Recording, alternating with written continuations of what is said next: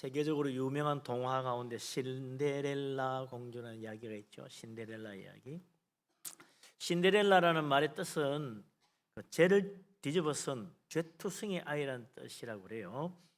늘 아궁이 앞에서 일하다 보니까 죄를 뒤집어 써서 신데렐라는 별명이 붙었다는 겁니다. 계모가 자기 딸은 사랑해서 잘해주는데 신데렐라는 굳은 일만 시켰습니다. 그런데 그 나라 왕자가 왕비를 구하기 위해서 파티를 열었다는 소식이 들렸죠. 계모는 신데렐라는 집안에 온갖 일을 다 시키고 자기 두 딸만 데리고 왕자님의 파티에 가버렸습니다. 지쳐있는 신데렐라에게 요정이 나타나가지고 멋진 드레스 입혀주고 황금마차 유리구두 신겨서 파티로 보냈죠. 주의사항이 하나 있었어요. 밤 12시가 되면 본래 상태로 돌아오니까 그 전에 와야 된다. 그곳에 가서 왕자님 눈에 들어서 왕자님과 참 춤을 추고 있는데 12시가 다 됐어요. 놀래가지고 막 뛰쳐나오다가 그만 한쪽 신발이 떨어져 버렸죠. 왕자님은 그 떨어진 유리구두 한쪽을 들고 발에 맞는 여자를 찾았습니다. 그랬더니 신데렐라가 발이 맞아가지고 그녀를 자기 왕비로 맞이했다 하는 꿈같은 이야기입니다. 아무리 구박을 받고 힘들어도 불평하지 않고 성실하게 일한 착한 신데렐라가 복을 받았다는 이야기입니다. 그런데 현대 심리학자들은 이 신데렐라 이야기에서 신데렐라 콤플렉스라는 말을 만들어냈어요. 신데렐라 콤플렉스에 빠지면 내 인생 어느 날 멋진 왕자님이 자기 발에 맞는 유리구두를 가지고 와서 나를 찾아줄 것이다.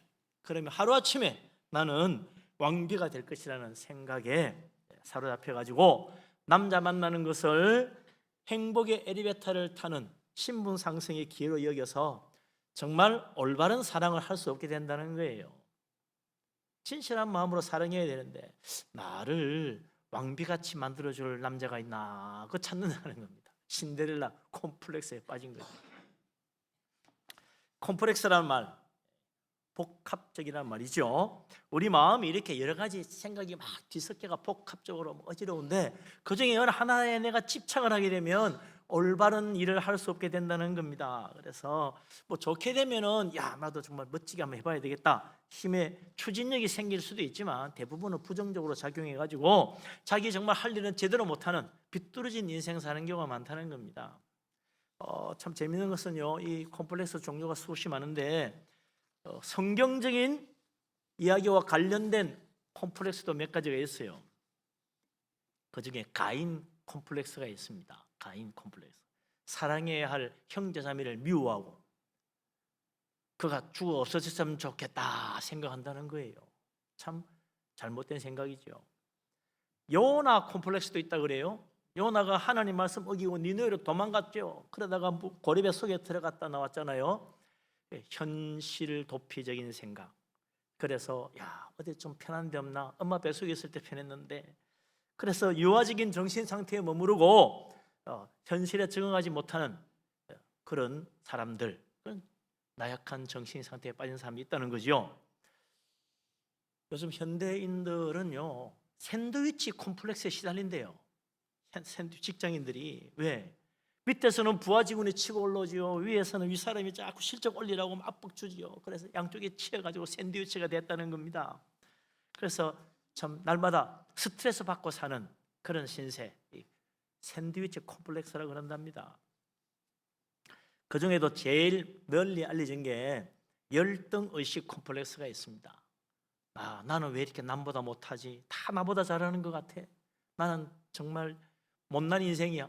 열등감 콤플렉스에 빠진다는 거죠. 우리나라는 일본의 심리학 영향을 받아가지고 이 열등감 콤플렉스 중심으로 전해져서 이 콤플렉스 그러면 되게 열등감이라고 그렇게 생각들을 많이 합니다.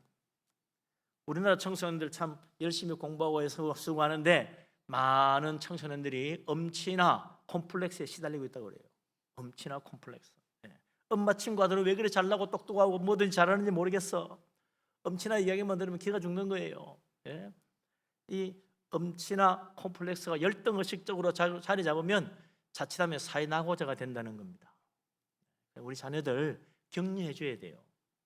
남하고 비교하지 말고 칭찬해 줘야 됩니다. 엄친아 콤플렉스에서 벗어나도록. 너는 정말 내 사랑하는 자식이야. 너 좀 잘할 수 있어. 용기를 주고 힘북도 줘야 됩니다. 이거 쉽지가 않아요. 왜냐하면 사실 사회 속에 나오면요 이게 만만치 않거든요. 어떻게 해야 돼요? 그래서 예수 믿어야 됩니다. 교회 와야 되는 거예요. 어렵지도 못하고 죄투성이고 부족하기 짝이 없는 우리들을 하나님이 사랑하셔서 가장 아끼는 독생자를 보내요. 십자가 희생하시면서까지 우리를 멸망에서 구원하셨다. 이 놀라운 복음이야말로 얼마나 놀라운 축복입니까? 엄청난 콤플렉스에 사로잡혀서 나는 아무것도 할 줄 몰라 하고 있던 사람도 하나님 나 같은 자를 사랑하셔서 독생자도 십자가에 희생하시다니, 그리고 나를 멸망에서 건져 저 천국으로 보내주시다니 얼마나 놀라운 은혜입니까? 예수 그리스도 주님 믿는 것, 우리 자녀들에게 정말 중요한 이유가 여기에 있습니다. 자녀들에게 다른 거 다 뭐 성공하고 출세하고 다 좋지만 정말 예수 그리스도 복음 전해야 돼요. 우리 자녀들이 복음에서 벗어나지 않도록 기도하고 정말 자녀들을 믿음으로 이끌 수 있는 축복된 부모님 다 될 수 있기를 주님의 이름으로 축원합니다. 아멘. 예, 복음은 2000년 전만 아니라 오늘날 복잡한 현대에 사는, 그래서 여러 가지 온갖 컴플렉스에 시달리는 우리들에게도 최고의 하나님의 선물입니다. 이보다 더 큰 축복이 어디 있겠어요? 죄인도 사랑하시는 예수님 믿으면 우리에게도 영광의 천국이 열리는 거 아니겠어요? 이 세상에서는 안 알아줘도 하나님은 나를 알아주십니다. 세상은 나를 기억하지 못해도 하나님은 나를 결코 잊지 않습니다. 세상은 나를 무시해도 하나님은 나를 귀히 여기셔서 많은 참새보다 때보다 더 귀히 여기시고 우리 입히시고 먹으시고 축복해 주십니다. 우리 하나님, 나를 위해 십자가 지신 예수님 믿으시기 바랍니다. 아멘. 예. 그래서 우리가 하나님 은혜로 주님의 도우시는 손길로 세상 이기는 힘도 가질 수가 있다. 죄악된 세상 멸망으로 끌고 가려는 사탄 마귀 시험이 아무리 클지라도 우리는 오직 예수 그리스도 바라보고 믿음으로 승리하여 하늘나라 영광의 자리는 우리 모두 될 수 있기를 바랍니다. 아멘. 그런데 예수 믿으면 이제 모든 콤플렉스에 다 벗어나서 이제 나는 막 정말 은혜 가운데 항상 감사하며 살 것 같은데, 교회 다니는 사람도 콤플렉스가 있어요. 신앙에도 콤플렉스가 있더라 이게. 바로 오늘 읽은 이 말씀이 그런 이야기입니다. 우리 여러 번 읽었던 말씀인데 다시 한번 보십시다. 무슨 이야기가 있나? 1절부터 4절까지 다시 한번 보지요. 같이 한번 읽겠습니다. 사람에게 보이려고 그들 앞에서 너희 의를 행하지 않도록 주의하라. 그리하지 아니하면 하늘에 계신 너희 아버지께 상을 받지 못하느니라. 그러므로 구제할 때 외식하는 자가 사람에게서 영광을 받으려고 회당과 거리에 사는 것 같이 너희 앞에 나팔을 불지 말라. 진실로 너희에게 이르노니 그들은 자기 상을 이미 받았느니라. 너는 구제할 때 오른손이 하는 것을 왼손이 모르게 하여 내 구제함을 은밀하게 하라. 은밀한 중에 보시는 너희 아버지께서 갚으시리라.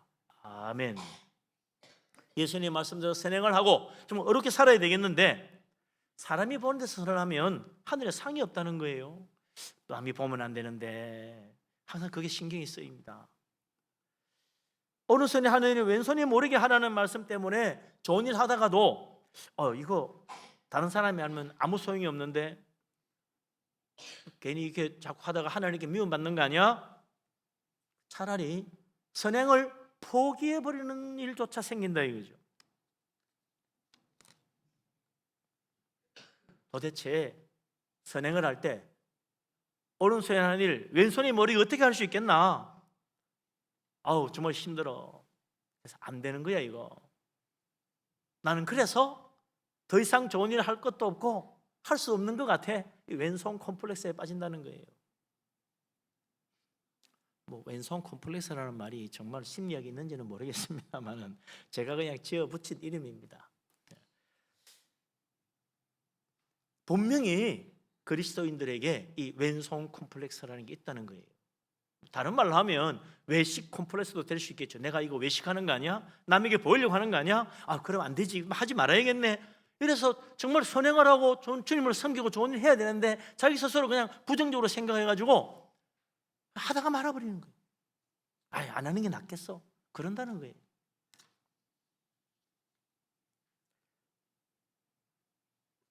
남이 할 것 같아서. 그래서 그냥 선행을 하기를 포기하는 자기 합리화, 이상한 자기 합리화에 빠진다는 것입니다. 열심히 교회 봉사하는 사람도 그런 일이 생겨요. 사람들이 말이죠, 야, 저 뭐야, 뭐 잘난 척하고 있어, 나팔 불고 있네, 오른손이 하는 게 왼손이 모르겠는데 저 사람은 꼭 저렇게 남에게 표를 내면서 저렇게 해야 돼, 이러면서 그 비난도 해요. 그럼 그런 소리 듣다 보면 또 위축됩니다. 그래서 나 안 할래, 나 교회 그만해. 알았어. 욕먹는 일이 내가 뭐 때문에 하겠어? 왼손 콤플렉스에 빠지는 거예요. 그것이 또 마치 남을 비난할 수 있는 근거가 되는 듯이 이 성경 가지고 남을 비난합니다. 저 사람은 말이야, 오른손이 하는 거 왼손이 모르겠는데 저렇게 나팔 불고 다니니까 상이 있겠어? 비난할 수 있는 당당한 자기의 근거인 줄로 생각해요. 성경 말씀에 봐, 저런 사람은 욕먹어도 싸지, 그런다는 거예요.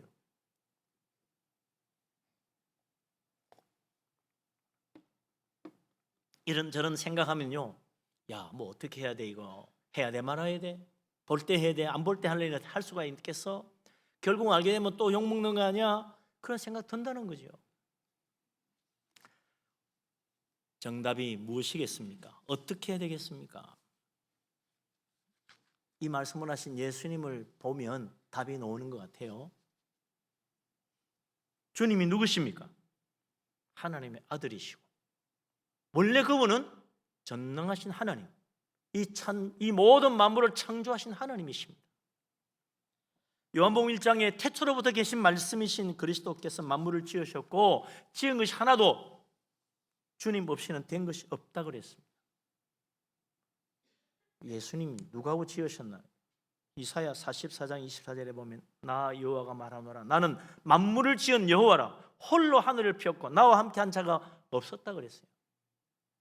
땅도 홀로 지으셨고 이 천지 만물 다 하나님이 홀로 지으셨어요. 아무도 없는데, 누구 하나 보는 이 없는데, 누구 하나 칭찬해 주거나 누구 하나 인정해 주는 사람 없어도 하나님은 홀로 이 세상 만물을 창조하시고 지으셨어요. 왜 홀로, 무엇 때문에 지으셨나? 성경을 보면요, 하나님께서는 자기의 선하고 기쁘신 뜻을 위하여 이 모든 일을 행하셨다 그랬습니다. 우리를 택하시고 구원하시는 것도요, 죄인들 그냥 멸망하게 버려두면 되는데 왜 구원하십니까? 하나님의 선하시고 기쁘신 뜻 가운데 우리를 택하시고 부르셔서 하나님의 구원의 은혜를 베풀어 주신 거예요. 하나님은 모든 일을 하나님의 기쁘시고 선하신 뜻을 위하여 스스로 하시는 것입니다. 누가 봐주기 때문이 아닙니다. 누가 칭찬하기 때문도 아닙니다. 인정받기 위한 것도 아닙니다. 하나님의 선하시고 기쁘신 자기 뜻을 위하여 모든 것을 행했다는 것입니다. 그 주님께서 말씀하십니다. 너희는 의를 행할 때 사람들이 보는 데서 하려고 하는 유혹을 떨쳐버려라. 너희는 오른손이 어려운 일을 행할 때, 선을 행하고 남을 도와주려고 할 때 왼손이 알까봐 거기에 신경 쓰지 말고 네 스스로 참으로 네가 기뻐함으로 선을 행하고 구제하고 도와줄 수 있어야 되지 않겠냐. 정말 너가 교회를 위해 섬기고 봉사하고 싶다면 네 스스로 이것이 선한 것이요, 이것이 참으로 기뻐할 수 있는, 내 마음에 즐거움으로 할 수 있는 일이 되어야 되지 않겠냐고 우리 주님 말씀하시는 겁니다. 이거 그러지 않고는요, 왼손 콤플렉스 못 벗어나요. 그래서 우리 장로의 신조 제1조가 무엇입니까? 인생의 제일 되는 목적은 하나님을 영화롭게 하고 그를 영원토록 내가 즐거워하는 거예요. 내가 기뻐서 하나님 믿고, 내가 좋아서 예배하고, 내가 기도하는 게 좋고, 내가 말씀 보는 게 즐겁고, 내가 주님 섬기는 것이 너무나 좋아서 정말 그 일을 통해서 하나님께 영광 돌리기를 원한다는 거예요. 싫은 때 할 수 없이 뭐 좋은 일을 하라니까, 봉사해야 된다니까 억지로 하고, 할 수 없이 어떻게 좀 성경도 봐야 되겠네, 기도도 해야 되겠네, 얼마나 부담스럽고 참 무거운 짐입니까? 그렇게 예수 믿으면 차라리 안 믿는 만 못할 거예요. 하라고 하니까, 해야 된다니까, 남들이 뭐라 할까 봐. 그것이 무거운 짐이 되어서 행하는 모든 사람은 그야말로 왼손 콤플렉스에 시달릴 수밖에 없는 거죠. 누가 비난하면 그때부터 그냥 큰 시험에 들어서 야, 내가 이 교회 다녀야 되나, 그런 생각을 한다는 것입니다. 하나님께서 홀로 기쁘신 뜻을 위하여 이 모든 놀라운 창조를 이루신 것처럼 우리도 하나님 믿고 주님 뜻대로 좋은 일하고 하나님 섬기고 봉사하고 하나님 나라 위하여 복음 전하고 기도하고 예배하는 이 모든 것이 나의 기쁨이 되고 나의 즐거움이 되어야 됩니다. 그렇지 않으면 우리는 결국은 또 왼손 콤플렉스 빠진다는 거죠. 이를 통하여서 정말 기쁘게 예배하고 기쁨으로 기도하고 기쁨으로 섬기고 기쁨으로 전도하고 기쁨으로 봉사하고 이 모든 일을 통하여 하나님께 온전히 영광 돌릴 수 있는 축복된 사람 다 될 수 있기를 주님의 이름으로 축원합니다. 아멘. 그래도 뭐 남들이 자꾸 보고 그러면 좀 신경 쓰일 것 같습니다. 보면 어때요? 알면 어때요? 관계없어요. 예수님 병 고치실 때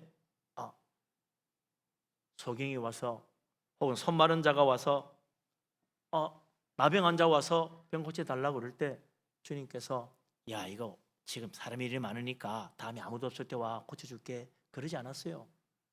구름대같이 많은 사람들이 있어도 주님은 중풍병자도 그 자리에서 일으키시고 소경이도 뜨게 하시고 문둥병자도 깨끗하게 만들어 주었어요. 다 보고 있어도 주님은 나병 환자의 손을 얹으시고 그를 깨끗하게 만들어 주었어요. 수많은 이적들 주님은 몰래 아무도 없이 행하신 것이 아닙니다. 다 아는 중에 했어요. 만약에 주님이 정말 아무도 없는 데서 오직 홀로 남몰래 좋은 일들을 하시고 기술을 행하셨다면 주님이 부활승천하실 제자들에게 너희는 가서 땅 끝까지 이르러 내 증인이 되라고 말할 수 없었을 거예요. 본 게 있어야 증인을 하지요. 들은 게 있어야 증인을 하지. 너희들이 다 봤지 않느냐. 이제 가서 너희는 증인이 되라고 말씀하시는 것입니다. 우리는 이 세상의 빛이라고 주님 말씀하셨어요. 우리는 이 세상의 빛입니다. 너 이 빛을 세상에 비추어서 하나님께 영광을 돌리라고 주님 말씀하셨어요. 우리는 주님 말씀대로 빛이 산 위의 동네가 숨길 수 없는 것처럼 오히려 등불을 켜서 사람들에게 다 보이도록 등경 위에 높이 들어서 두루 비치게 하여 너희 착한 행실을 보고 하늘에 계신 너희 아버지께 영광을 돌리게 하라고 주님께서 마태복음 5장 14절에서 15절 16절에 말씀하셨지 않습니까? 바로 예수님이 같은 산상보훈에서 한쪽에서는 너희 착한 행실을 사람들 앞에 다 보여서 하늘에 계신 아버지에게 영광 돌리라고 하더니 바로 그 다음 장 마태복음 6장에 가면 이제는 사람들 앞에 보이지 않는 보는 데서 선을 행하지 않도록 의를 행하지 않도록 조심하라. 오른손에 하는 거 왼손 모르게 하라고 말씀하시니 어느 게 맞는 거예요? 안 보이게 하는 게 진정한 대수가 아니다. 남 모르게 하는 게 진정한 뜻이 아니라는 것입니다.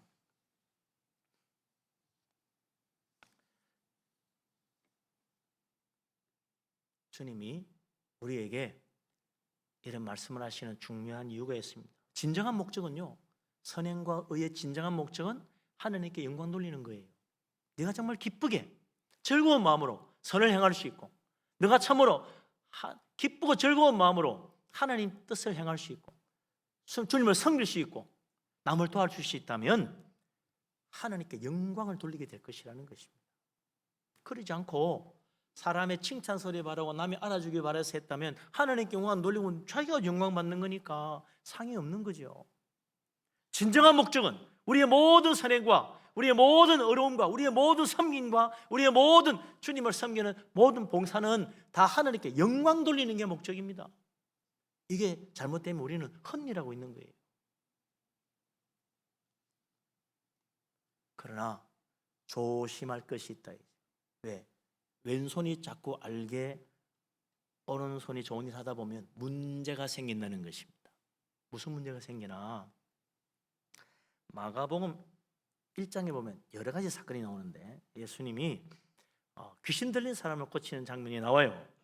이 귀신이 말이죠, 예수님 알아보고 나사렛 예수여 당신은 우리를 멸하러 왔습니까? 나는 당신이 누구인 줄 아노니 하나님의 거룩한 자입니다. 예수님이 입 다물고 조용히 하고 나와. 꾸짖으니까 그 귀신이 그 사람을 경련을 일으키고 큰 소리 지르면서 나갑니다. 귀신이 예수님 알아보니까 입을 다물라는 거예요. 나병 환자 고칠 때도 마찬가지입니다. 마가복음 1장 40절에 나병 환자가 찾아왔는데 주님이 손을 내밀어 그를 고치신 다음에 음이 경고하여 아무에게도 말하지 말라.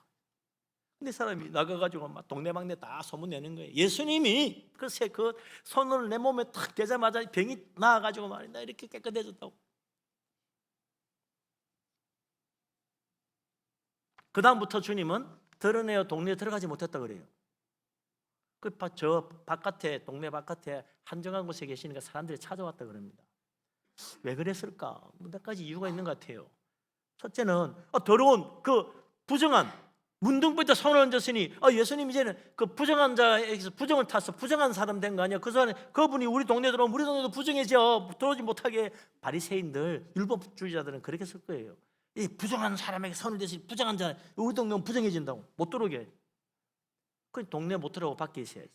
거기다 사람들이 너무 많아서 동네 들어가면 또 얼마나 큰 폐가 되는지 못 들어가. 들판에서 무리들이 모인 대로 그냥 말씀 전하고 주님의 능력을 행하시고 기적도 베풀고 하신 거예요. 소문이 날수록 좋은 소문이 날수록 이상하게도 주님의 그 선하신 능력과 놀라운 일들을 행하는데 방해가 되기 시작하는 거예요.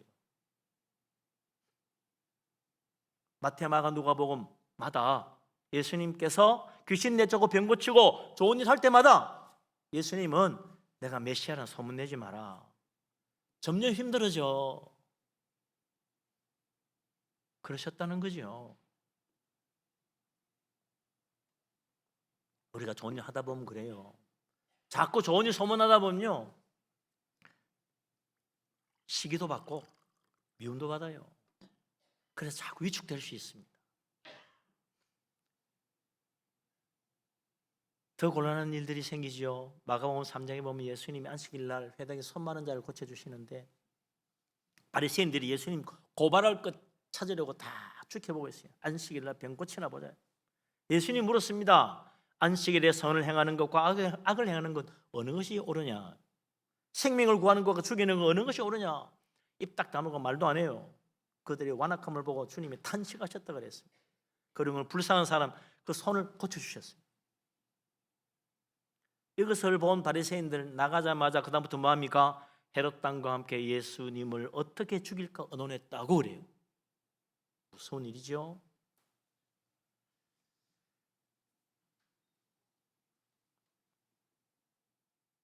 예수님께서 이 일을 알고 나서 더욱 사람들에게 병 고치신 다음에는 자기를 나타내지 말라고 계속 말씀을 하시는 거예요. 예수님 하시는 선한 일에 좋은 소문이 나면 날수록 예수님을 미워하는 자, 비난하는 자, 예수님을 없애버리는 자들이 점점 더 많아진다는 것입니다. 이 세상에는 이상하게도 좋은 일하는 걸 싫어하는 사람도 있어요. 정말 믿음으로 신실하게 생기는 사람 보면 꼴보기 싫어하는 사람도 있어요. 참 이상하게도. 그래서 우리도 예수님 닮아가고 주님처럼 선한 일에 힘쓰고 주님처럼 교회 하나님 나라 위하여 헌신하고 열심히 섬기다 보면 소문이 점점 퍼지면서 목에 집사님, 이거 목사님 정말 훌륭해, 믿음 좋아 이러면요 시기와 미움의 표적이 되거든요. 그래서 오히려 더 위축되고 시험될 수 있다는 겁니다.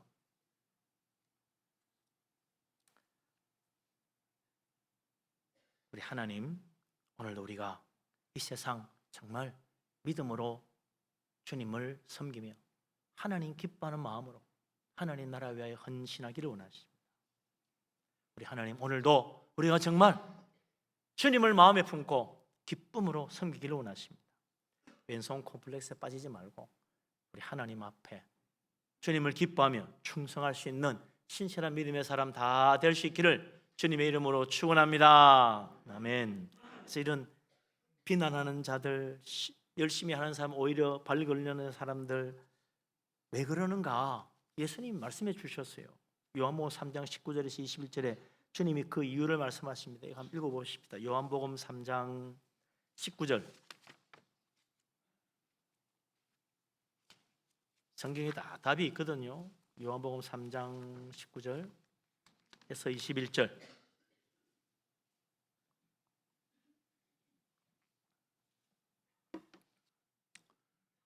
요한복음 3장 19절에서 21절 같이 읽겠습니다.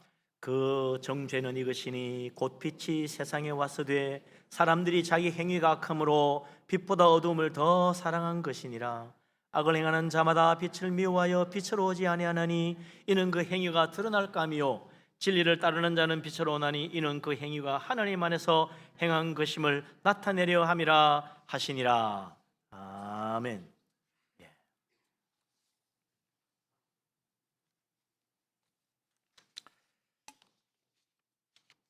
요즘 우리나라가 반기독교, 안티기독교가 심해가지고요. 교회가 참 많은 욕을 먹고 있습니다. 물론 교회 잘못이 있지요. 교회가 완벽했으면 무슨 문제가 있겠습니까? 누가 욕하겠습니까? 교회도 흠이 있고 다 또 교인들도 목회자도 실수하고 잘못하다 보니 자꾸 욕을 먹습니다. 근데 좀 비난이 도가 지나치니까 문제죠. 어떻게 해야 되나? 이대로 가면 정말 앞으로 교회 누가 예수 믿고 나오겠나 싶은 생각이 들어요. 우리 주님 보세요. 이 세상에 오셔서 입단소 시키면서 하느님이 냈지만 소문 다 퍼졌어. 바리새인들 대제사장들 그를 미워하여 죽이려고 하고 마침내 자기들 업무대로 예수님 십자가 못 박아 죽였습니다. 그래 이제 누가 예수님 믿겠어요? 십자가에 못 박혀 죽은 흉악한 죄인을 누가 주님이라고 찬양하겠습니까? 그런데 놀라웠게도 예수님 죽음에서 부활하시고 다시 나타나셔서 천국 복음 전하라 하심으로 이 세상에 2000년 전보다 지금 수많은 사람들이 그 주님을 믿고 주님을 섬기고 주님을 찬양하고 주님을 예배합니다.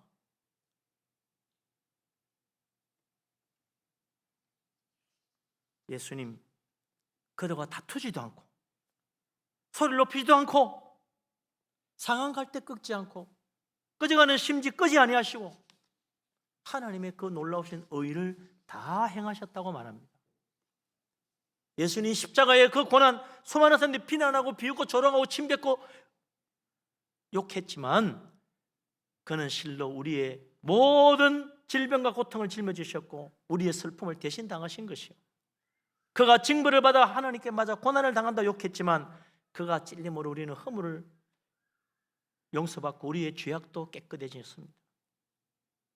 사람들은 그가 살아있는 자의 땅에서 끊어져 죽은 것은 마땅히 형벌받을 내 백성의 허물 때문이라 누구도 그 생각하지 못했어요.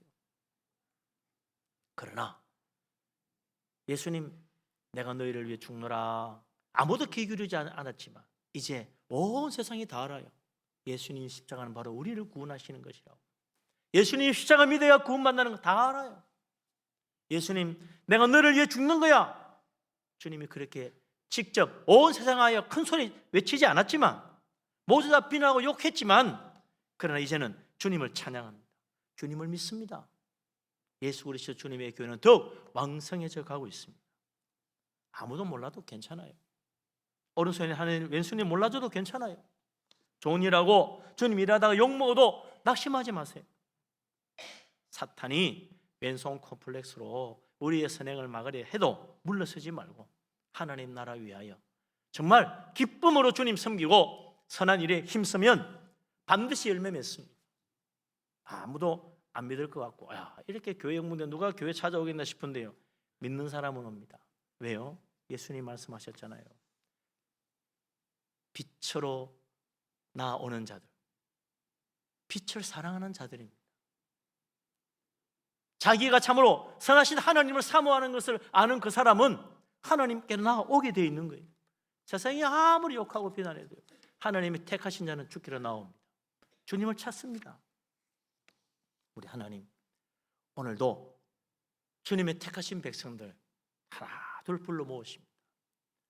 낙심하지 말고 끝까지 정말 하나님 바라보고 홀로 기쁘신 뜻을 위하여 모든 일을 행하신 그 하나님을 본받아 우리도 하나님 섬기기를 기뻐하며 하나님을 영화롭게 하는 인생의 목표를 바로잡고 남 눈치 볼 것이 아니라 오직 예수 그리스도 주님을 사랑하는 마음으로 선한 일에 힘쓰고 의로운 일을 행하고 주님을 섬기고 주께 충성 봉사해서 우리 하나님께 영광 돌리고 하늘에 상급 받을 수 있는 복된 우리 모두가 될 수 있기를 주님의 이름으로 축원합니다. 아멘. 기도하겠습니다.